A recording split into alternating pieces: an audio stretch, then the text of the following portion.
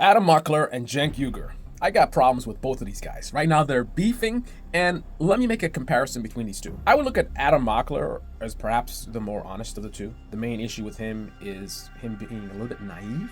If Kamala Harris was president right now, Adam Mockler no doubt would be cheerleading her, allowing her to do just the bare minimum, which would enable another horrible Republican to come into power right after. That is the danger of that friendly smile and the great debating and the great points that he makes. He's making a lot of money doing what he's doing. So the pressure is not as strong on him as it is for many of people in his audience in terms of healthcare and housing. The Young Turks, I don't have a lot of trust. Cenk Uygur, I look at him as being very dishonest. I don't think he's the smartest guy in the world either, but I'm leaning more towards the dishonest side. Conversation right now is Tucker Carlson.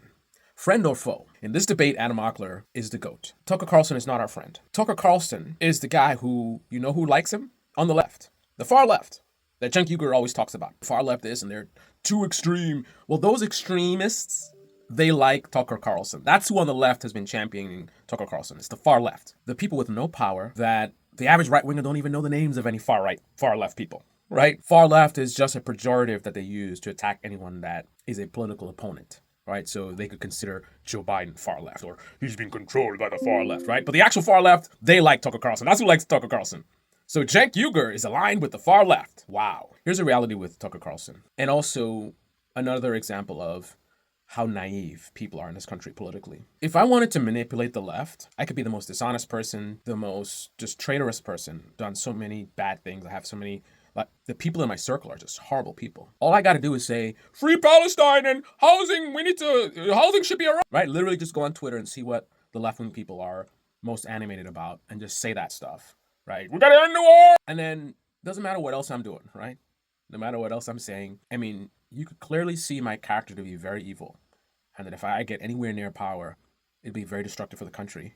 But because I'm saying free Palestine and stop the war, a lot of folks on the left will support me and be like, yeah, this guy is speaking the truth. That is the kryptonite of the left, right? That's why they were promoting somebody like Cornel West. Completely different category, but someone that had a lot of major red flags, a lot of questionable associations. And if you look deeply at what he was doing and saying now, a lot of concern. But the left is so easily blinded by him saying, because he was saying stuff he's been saying for years, right? Equality and whatever, and the buzzwords, and they just say, oh, Colonel West. They couldn't see the deep problem with him. Same thing I saw with a lot of folks on the left with Tucker Carlson. Here's the problem with Tucker. Tucker Carlson is a traitor. He is a member of the parasite class. He is directly responsible for a lot of the destruction you're seeing happening in this country and the world right now. And it's not because he made a mistake and he was tricked or whatever. He knew what he was doing, right? We even found this out from the lawsuit with Fox News.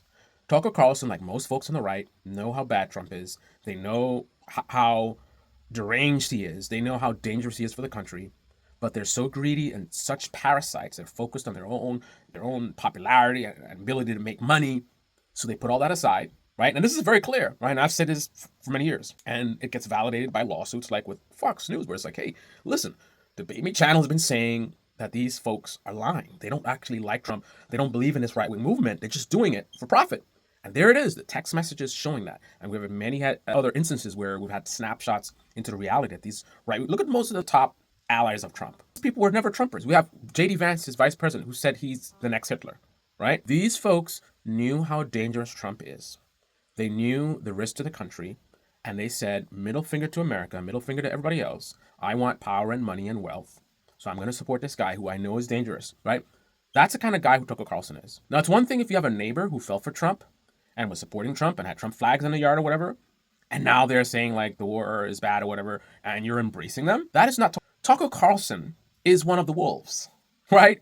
He is one of the people that brought us here, and he is one of the people keeping us here, and he is one of the people that will push us further into the darkness in the future. He has not changed. He's not a new person, right? Nothing has changed except things are looking so bad for Donald Trump. So now it's time for a new grift, right? Now it's time to prepare yourself for the post-Trump era. That's the only thing that's changed. So, what is the problem with embracing Tucker Carlson? First of all, there's this implied idea that we should embrace him because, we need all the help we can get. But that suggests that if you didn't thank Tucker Carlson and defend him, that he wouldn't still be doing what he's doing now. But that's absurd. If TYT and everyone else who's defending Tucker Carlson weren't defending him, and in fact were attacking him, Tucker Carlson would still be doing what he's doing. So there's nothing to be gained by supporting him. It's not like we need allies and he's supporting. Tucker Carlson doesn't need Cenk Uygur. He doesn't need any of the far left people supporting him. He doesn't need any of that stuff, right? All he needs is a bunch of morons to actually take him seriously and watch his content and support him so he can make more money, right? So what he needs is completely separate from folks on the left and whatever left-wing media people are doing, right? He doesn't care. Go after Tucker, call him, don't give him any credit, irrelevant, right? So if the value that you see is him fighting against the war, well, know that that's an automatic thing. You don't need help. He doesn't need any help. He doesn't need your support. He doesn't need to defend him. Just leave him alone, attack him, do whatever you want to do. It's not going to change what Tucker Carlson's doing because what he's doing is profitable, and that's what it's all about. It's about profit. Now, if you can attack the profitability of his current avenue, now we have a problem. Now he's going to want to stop, fighting against the war or whatever he's doing, right? But that's not happening, right? You attacking Tucker Carlson or calling him names or not giving him credit has no impact on what he's doing, the type of content he's doing, right? The only thing that will impact it is if it stopped being profitable. And nothing Cenk does will change it from being profitable. So if there's no benefit to supporting him, we don't get anything for supporting him, but there's a cost of supporting him. Because let's just say you're trying to build a movement, we got to fight against Trump. If you're losing people on the margins because they're like, why are you supporting this guy? So your movement is getting smaller because of it. And that's the only impact, is that you're losing people? Like, what? I mean, some would suggest that maybe he's gaining like Tucker Carlson fans. Listen, if someone is a Tucker Carlson fan, like, you're not going to get these people. Tucker Carlson is one of the best propagandists in the country. He's very skilled at what he does. People who watch him are essentially brainwashed, right? If you want to build a movement on the left, what you need are normies, right? You need the centrists, right? If you want to expand beyond the left, right? You're trying to bring people on right, it has to be center-right people, right? It has to be some folks that are not watching Tucker Carlson every day. They're not brainwashed. They just have their conservative views, and they hear the buzzwords from the Republican Party, and they're like, okay, that's speaking my language. But if you're engaged with Tucker Carlson for some people decades, not Tucker Carlson directly, but that kind of content, trying to get these people to wake up. I mean, unless you're some kind of psychologist, I don't think it's going to happen, right? So there's no benefit of courting Tucker Carlson fans. So why again are we defending Tucker Carlson? He's not our ally. He's one of the wolves. He's part of the reason why we are where we are right now. And the next psychotic Republican that runs for president, which could be Tucker Carlson himself, right? This guy's going to be on board with that. So you can't, on one hand, realize how bad things are and complain about how bad things are and the war and people are dying, and then help to enable the next chapter of the same thing happening now, which would actually be much worse, because at least with Trump, he's such a buffoon that a lot of people can see what he's doing. But somebody like Tucker Carlson and others in the future, not being buffoons, are going to be able to manipulate even more people. Look at how many people Trump was able to manipulate. What happens when somebody who's not a buffoon, but is equally as evil, gets into power? You think things are bad now? They're going to be 10 times worse then. And this is the future that the Young Turks is pushing us towards. A future where things are much worse than they are now.